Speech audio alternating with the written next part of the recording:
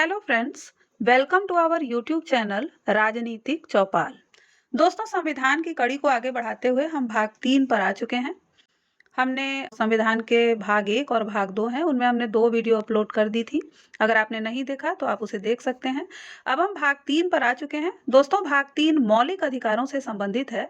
यह भाग इतना महत्वपूर्ण है कि किसी भी कॉम्पिटिटिव एग्जाम्स में इससे प्रश्न अनिवार्य रूप से पूछे ही जाते हैं। हमने पूरी कोशिश की है कि आपका कोई भी प्रश्न छूटने ना पाए। दोस्तों, अगर मौलिक अधिकार की बात करें तो ये जो मौलिक अधिकार है यह देश के नागरिकों के विकास के लिए अनिवार्य तो है ही, साथ ही यह व्यक्ति के अधिकार एवं उनके सम्मान की रक्षा भी करते हैं। हमने मौलिक अधिकार को संविधान का भाग 3 इसके 2 पार्ट बनाए हैं, जिससे कि इस बात की गारंटी हो जाए कि आपका कोई भी प्रश्न किसी भी एग्जाम में छूटने ना पाए।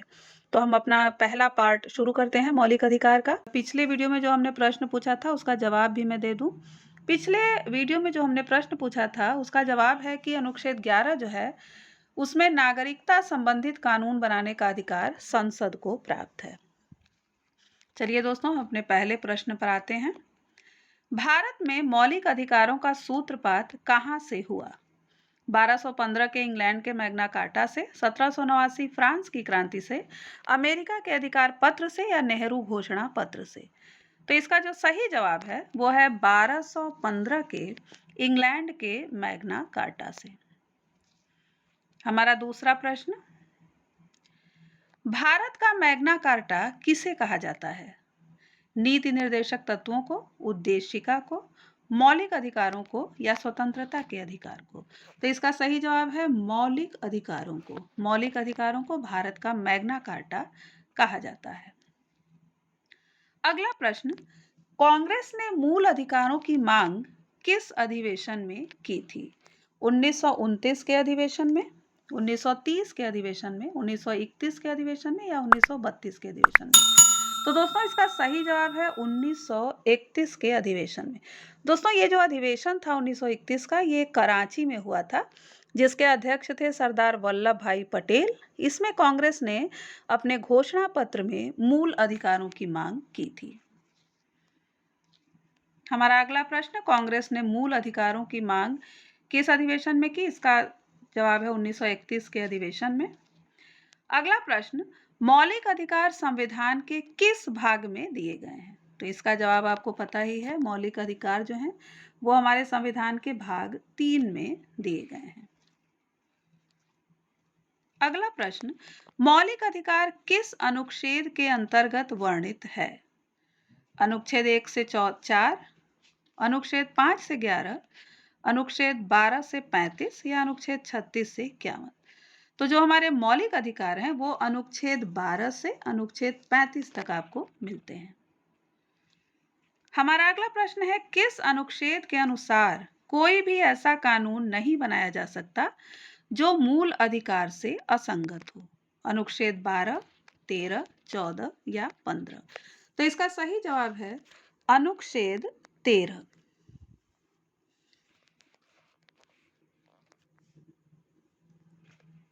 अगला प्रश्न, न्यायिक पुनर्विलोकन का अधिकार किस अनुच्छेद में अंतर्निहित है? अनुच्छेद 12, 13, 14 या 15? तो दोस्तों, इसका सही जवाब है अनुच्छेद 13। दोस्तों, यदि राज्य कोई भी ऐसा नियम बनाता है जो 13 जो हमारा अनुच्छेद है उससे असंगत हो, तो न्यायालय जो है वो न्यायिक पुनर्विलोकन कर सकती है। अब न्यायिक पुनर्विलोकन क्या है? अगर हम इसका जवाब चाहें तो न्यायिक पुनर्विलोकन से तात्पर्य न्यायालय की उस शक्ति से है जिस शक्ति के बल पर वह विधायिका द्वारा बनाए गए कानूनों, कार्यपालिका द्वारा जारी किसी भी आदेशों तथा प्रशासन द्वारा किए गए किसी भी कार्य की जांच करता है कि वह मूल ढांचे के अनुरूप है या नहीं। हमारा अगला प्रश्न, न्यायिक पुनर्विलोकन का सिद्धांत किस देश से ग्रहण किया गया है? तो दोस्तों, इसका सही जवाब है अमेरिका। अमेरिका से हमने न्यायिक पुनर्विलोकन का सिद्धांत लिया था। अगला प्रश्न, समता का अधिकार किस अनुच्छेद में दिया गया है? तो दोस्तों, अगर समता के या समानता के अधिकार की बात करें तो ये हमारा अनुच्छेद 14 से अनुच्छेद 18 तक है। अगला प्रश्न, विधि के समक्ष समता किस अनुच्छेद में दिया गया है? तो विधि के समक्ष समता हमारा अनुच्छेद 14 में दिया गया है। अगला प्रश्न, विधि के समक्ष समानता का विचार किस देश से लिया गया है? तो दोस्तों, विधि के समक्ष समानता का विचार हमने ब्रिटेन से लिया था। हमारा अगला प्रश्न है, विधियों के समान संरक्षण, विधियों का समान संरक्षण किस देश से लिया गया है? तो विधियों का समान संरक्षण की अगर हम बात करें तो ये हमने अमेरिका से लिया है। हमारा अगला प्रश्न है, धर्म, मूल वंश, जाति, लिंग या जन्म स्थान के आधार पर भेदभाव का निषेध किस अनुच्छेद में दिया गया है? तो दोस्तों, अनुच्छेद 14 हम देख चुके हैं जिसमें समानता का अधिकार है, और अनुच्छेद जो हमारा 15 है इसमें धर्म, मूल वंश, जाति, लिंग या जन्म स्थान के आधार पर भेदभाव का निषेध किया गया है। अगला प्रश्न, किस अनुच्छेद के अंतर्गत लोक नियोजन के विषय में अवसर की समानता का प्रावधान है? तो अगर हम लोक नियोजन के विषय में अवसर की समानता की बात करें तो ये हमारा है अनुच्छेद 16। अगला प्रश्न, अस्पृश्यता अपराध अधिनियम कब पारित किया गया था? तो ये जो है अस्पृश्यता अपराध अधिनियम हमारा 1955 में पारित किया गया था।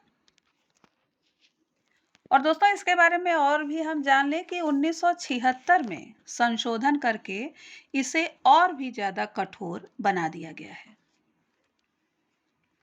अगला प्रश्न, किस अनुच्छेद के अंतर्गत अस्पृश्यता का अंत कर दिया गया? तो इसका सही जवाब है अनुच्छेद 17। अनुच्छेद 17 द्वारा अस्पृश्यता का अंत कर दिया गया। अगला प्रश्न, किस अनुच्छेद के द्वारा उपाधियों का अंत किया गया? तो अगला अनुच्छेद है हमारा अनुच्छेद 18। इसके द्वारा उपाधियों का अंत किया गया है। अगला प्रश्न, राज्य सेवा या विद्या संबंधी सम्मान के अतिरिक्त और कोई भी उपाधि प्रदान नहीं करेगा, यह किस अनुच्छेद का भाग है? तो जाहिर सी बात है दोस्तों, अनुच्छेद 18 जिसमें उपाधियों का अंत किया गया है। अगला प्रश्न, स्वतंत्रता के अधिकार का प्रावधान किस अनुच्छेद के अंतर्गत दिया गया है? अनुच्छेद 14 से 18, अनुच्छेद 18 से 20, अनुच्छेद 19 से 22 या अनुच्छेद 25 से 28? तो इसमें दोस्तों स्वतंत्रता का जो अधिकार है वो हमारा अनुच्छेद 19 से अनुच्छेद 22 तक दिया गया है।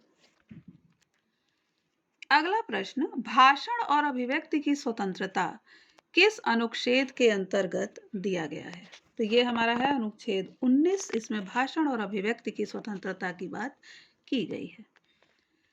अगला प्रश्न है, भारत में प्रेस की स्वतंत्रता है, कानून के तहत लोगों को उपलब्ध, संविधान में विशेष रूप से प्रदान किया गया है, अभिव्यक्ति की स्वतंत्रता के अधिकार में निहित है या कार्यकारी शक्ति के तहत भारत के लोगों के लिए उपलब्ध है? तो दोस्तों, इसका सही जवाब है कि अभिव्यक्ति की स्वतंत्रता के अधिकार में निहित है। भाषण और अभिव्यक्ति की स्वतंत्रता जो हमारा 19 में है, उसी में प्रेस की स्वतंत्रता भी उसी में अंतर्निहित है। अगला प्रश्न है हमारा कि अपराधों की दोष सिद्धि के विषय में संरक्षण किस अनुच्छेद में दिया गया है?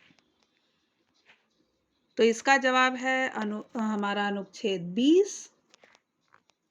अनुच्छेद 20 के अंतर्गत अपराधों की दोष सिद्धि के विषय में संरक्षण का अधिकार प्रदान किया गया है।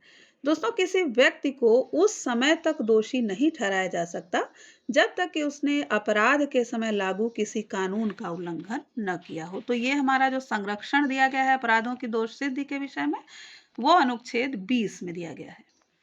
व्यक्तिगत स्वतंत्रता एवं जीवन की सुरक्षा का अधिकार किस अनुच्छेद में दिया गया है? तो ये हमारा है अनुच्छेद 21, जिसमें व्यक्तिगत स्वतंत्रता एवं जीवन की सुरक्षा का अधिकार दिया गया है। हमारा अगला प्रश्न है, शिक्षा के अधिकार को मूल अधिकार के रूप में कब शामिल किया गया था? तो इसका सही जवाब है दोस्तों 2002 में शामिल किया गया था, 86वें संशोधन के द्वारा। अगला प्रश्न, 86वां संशोधन अधिनियम 2002 द्वारा कौन सा नया अनुच्छेद जोड़ा गया था? तो दोस्तों इसमें जोड़ा गया था अनुच्छेद 21A। अगला प्रश्न, अनुच्छेद 22 के अंतर्गत क्या प्राविधित किया गया है? उपाधियों का अंत, अस्पृश्यता का अंत, गिरफ्तारी और नजरबंदी की स्थिति में संरक्षण या अपराधों की दोष सिद्धि के विषय में संरक्षण। तो दोस्तों ये आप देख चुके हैं पीछे ही कि उपाधियों का अंत अनुच्छेद 18 था, अस्पृश्यता का अंत अनुच्छेद 17 और अपराधों की दोष सिद्धि के विषय में संरक्षण अनुच्छेद 20। तो ये हमारा बचता है गिरफ्तारी और नजरबंदी की स्थिति में संरक्षण, ये हमारा अनुच्छेद 22। अगला प्रश्न, मौलिक अधिकारों की सुरक्षा का अधिकार किसे दिया गया है? जिला न्यायालय, उच्च न्यायालय, सर्वोच्च न्यायालय, बी और सी दोनों। तो हमारा जो सही जवाब है वो है बी और सी दोनों। अगर हमारे मौलिक अधिकारों का कहीं भी उल्लंघन होता है तो उसके लिए हम उच्च न्यायालय में भी जा सकते हैं और सर्वोच्च न्यायालय में भी सीधे जा सकते हैं। अगला प्रश्न हमारा, निम्नलिखित में से कौन सा उच्च न्यायालय या सर्वोच्च न्यायालय के समक्ष सार्वजनिक याचिका की श्रेणी में आता है? राजनीतिक दल के पदाधिकारी के चुनाव के लिए एक चुनौती, राजनीतिक हस्तक्षेप के खिलाफ, निचली अदालत के फैसले के खिलाफ या एक सामान्य विषय के खिलाफ। तो दोस्तों जो सार्वजनिक याचिका दाखिल की जाती है वो एक सामान्य विषय के खिलाफ दाखिल की जा सकती है। हमारा अगला प्रश्न है, किसी व्यक्ति को निवारक निरोध के अंतर्गत कितने माह से अधिक समय के लिए गिरफ्तार नहीं रखा जा सकता? तो इसका सही जवाब है 3 माह। किसी भी व्यक्ति को निवारक निरोध के अंतर्गत 3 माह से अधिक गिरफ्तार नहीं रखा जा सकता। तो दोस्तों ये था हमारा पहला पार्ट मौलिक अधिकार का, और दूसरा पार्ट हम जल्दी ही लेकर उपस्थित होंगे। हमारा आज का प्रश्न है, निजता का अधिकार किस अनुच्छेद में दिया गया है? अनुच्छेद 22, अनुच्छेद 21, अनुच्छेद 20 या अनुच्छेद 19? दोस्तों हमारा पूरा वीडियो देखने के लिए धन्यवाद। अगर आपको ये वीडियो अच्छी लगी हो तो कृपया लाइक, सब्सक्राइब, शेयर और कमेंट जरूर करें। धन्यवाद।